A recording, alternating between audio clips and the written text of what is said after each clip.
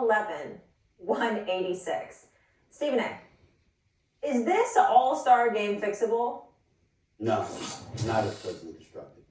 Shannon Sharp, I'm of this mindset right now. They need to do away with All-Star Weekend. Just get rid of it. The whole weekend? No. Let me finish. The three-point shooting contest, I'm totally good with. The three-point shooting contest, not just Steph Curry and UNESCO, who were fabulous, but the overall three-point shooting contest never cheats us, never disappoints us. They going out there, they shoot, trying to make shots. There's nothing wrong with the three-point. I'm talking about the skills competition. I'm talking about a slam dunk competition. And I'm talking about the All-Star game. Let me start with the All-Star game. Ladies and gentlemen, what transpired last night was an absolute travesty. Nearly 400 points were scored. No defense, no effort whatsoever. This is the ultimate indictment against the NBA stars who show up on NBA All-Star Weekend. You play harder in the summer league when you're training. That's all anybody's asking. We all know that when you're playing in the summertime and stuff like that, ain't nobody trying to get hurt. But you still give one another effort because you're working on your game. You can give the fans at least that. Nobody's asking you to compete like you're going up against the playoffs or even a regular season game. But when you are working out at summertime, Shannon, you know this, okay? Yeah. You see guys giving effort in the summertime. That's all I'm saying. To that degree, that is not hard. The fact that you will go out there and flagrantly show such a lack of effort on the defensive side of the ball in any capacity is just a travesty. Now, if you want to sit up there and look at the fact that the kids are there to watch you, that's fine because they may not care. But anybody that knows the basketball does, and we know it's a flagrant lack of effort and it's embarrassing. And we know if money was on the line, you'd be giving more effort, even though you're already getting paid hand over foot. It's really a travesty. Let me go to the slam dunk contest. Now, this is where I blame your boy, LeBron James, Shannon Sharp. Not for the All-Star game, but for the slam dunk contest. He's never participated. He is the only superstar, above the rim superstar in the history of the game who did not participate in the slam dunk contest. I'm not talking about now. I'm talking about the decision that he's made over the years. And what that has done is provoked a lot of cats on to come up to not participate in the slam dunk contest either. And now we got a G Leaguer who is a back-to-back slam dunk champion. Props to Jaylen Brown for participating, not caring about what people were going to say or how it looked. He went out there and he competed because you need names in the slam dunk contest. And I applaud him in every way imaginable for participating. But the others that chose not to participate, you trying to tell me we wouldn't want to see an Anthony Edwards in a slam dunk contest? You trying to tell me when Ja was healthy and in an All-Star game, we would not have wanted to see Ja Morant in the All-Star game? Of course we would want to see stuff like that. But not Anthony Edwards, but in the case of Ja Morant, he talked about not caring about it. We've seen other stars that have talked about not caring for it. That contest is ruined. Shannon, I've called for a national competition across the streets of America, all right? Go and you can find some superstars for a slam dunk contest and have NBA All-Stars sponsor them. All right, I got this guy, I got this guy, I got that guy, and let them be active in that regard. But let some of these brothers out here that can slam dunk throw a $1 million prize for the winner, a $500,000 prize for the runner-up, a $100,000 prize for third place finisher. Get a national competition going on throughout the streets of America and watch how many people will put on a show that's far, far better than what we're getting from these guys, okay? And the skills competition don't even get me started. In the end, the reason why I'm saying do away with it, if you want to show such a flagrant disregard for the fans, for the audience, knowing that the product that you're putting out there is trash from the All-Stars. I'm talking about superstars on the court together, all right, going up against one another, and you don't care to compete, why should we watch? I mean, if you looked at Adam Silver give away the trophy, he looked disgusted. I know the NBA was disgusted. Most of the fans have been disgusted. Listen to talk radio this morning, everybody's going off about how bad it is. We've been seeing it for years. They don't seem to care, so maybe we should stop caring, Shannon. That's what I wanted to say. I agree with everything that you just said. It's coming. I mean, it's not as bad as the Pro Bowl because the Pro Bowl, you're half tackling football and it's kind of hard to play two-hand touch.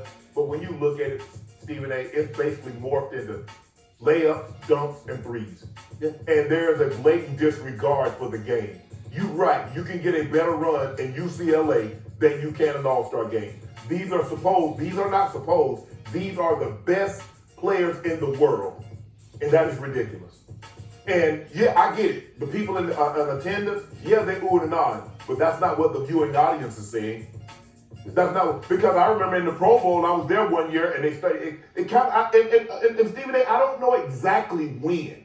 Right. It started to get to this. Maybe it was 2017, maybe it was 2018, where the blatant lack of disregard, and maybe they wasn't always sitting in the chair. We get that, and that's not what we're asking you to do. But just try. Just pretend like you care. Don't come with the blatant disregard that you've shown for the All-Star game over the last 4 to 5 years. They scored, the East scored 50 points in every single quarter. Now you tell me there was any effort involved in that. There was no effort involved in that. And Adam Silver has every right. Stephen A., I believe the dunk contest has run its course. At some point in time, all things must come to an end. Right. And maybe the dunk contest has come to an end for the simple fact the stars are no longer participating. The Dominiques, the Dr. J's, the Michael Jordan, the Kobe Bryants, all the Larry Nance's guys were actually in the All-Star game that was participating in the dunk contest. And the guys that weren't in the All-Star game, they were known as dunkers. Darrell Griffith from Utah, Dr. Duncanstein. You had Kenny Skywalker. That's right. So you had guys that were known. The only guy really that I knew was Jaylen Brown and Mac McClung. Mac McClung. And he deserved to win. He was better. But hello, you got guys jumping over Taco. Aaron Gordon jumped over Taco Fall. Mac McClung jumped over Shaq. Jaylen Brown jumped over Cassidy NOC. What am I supposed to do with that, Stephen A.? They should have gave him a 2 across the board. The man's already 3 foot tall. You put him in a chair 91.5.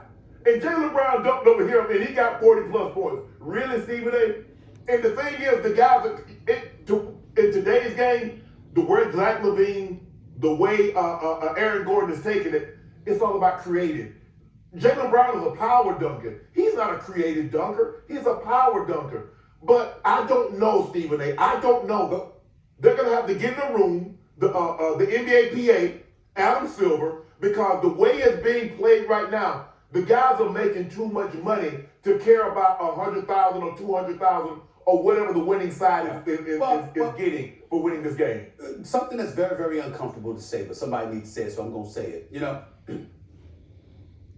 we have been all for player empowerment.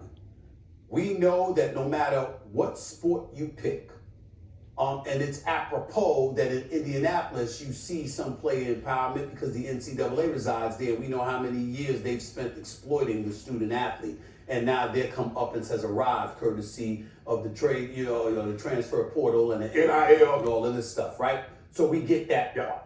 But the flip side to it is that when we talked about player empowerment, we also talked, and we never ever debated the issue of appreciation because we never thought we'd have to.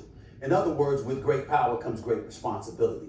And we assume that people would embrace it. You talk about that in terms of when you were playing and how you were a leader and you would literally inspire the guys, and you talk about that and you look at them and you say, just make sure it ain't you. Just don't let it be you. You talk about that. And then we see players coming on this show. And one of the things you never hesitate, whether it's on this show, it's on Nightcap, it's on Club Shay Shay, you never hesitate to espouse your words of wisdom and advice based on your experience as a champion and a Hall of Famer. You get that. So it's something along the line. There was a Shannon Sharp that said, yo, I've done this, I've achieved this, and with that came great responsibility, not only as a player, but ultimately as a spokesperson in the aftermath of my playing career. And I have not found one single player in the NFL, past or present, who has ever debated anything that you've said in regards to what your leadership entailed. So I appreciate that. So you can understand where I'm coming from when I say, where's that from the players for All-Star Weekend?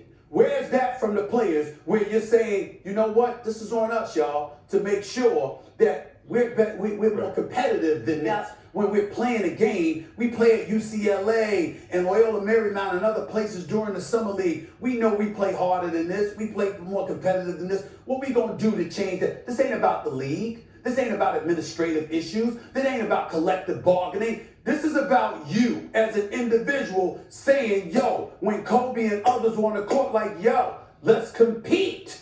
That's all, not to the degree of a regular season or a playoff game, but at least to the degree of summer league play.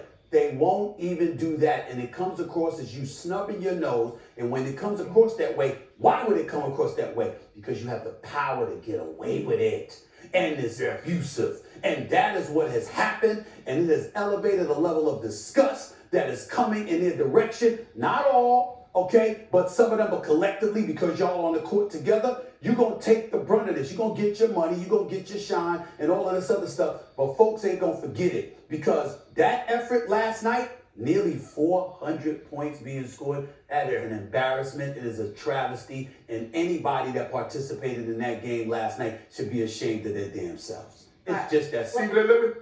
Stephen, let me know if you agree with me. Sure. It seems to me, and this is what happened in the Pro Bowl, and I think it's starting to happen in the NBA, the All-Star game. I think the players love the idea of being selected, but they have no interest in playing. Yes. And their effort shows you once you get to the game. Once guys got started going and they started playing two-hand touch when you're playing tackle football, I was like, and I remember tweeting this. I said it's only going to be a matter of time. I said because the owners are not going to continuously foot this bill when you putting this kind of effort out. And it seems to me the same thing. It is indeed an honor for players to like, I'm an all-star, an 8-time, a 10-time, a 15. You see LeBron has started 20 consecutive all-star starts. But it appears to me, and maybe I'm the only one, but it seems like guys are interested in being selected, but have no desire or no interest in playing in that game. Yeah, I can't argue. We can't argue with that. Yeah, we can't argue with that. We'll dive into it a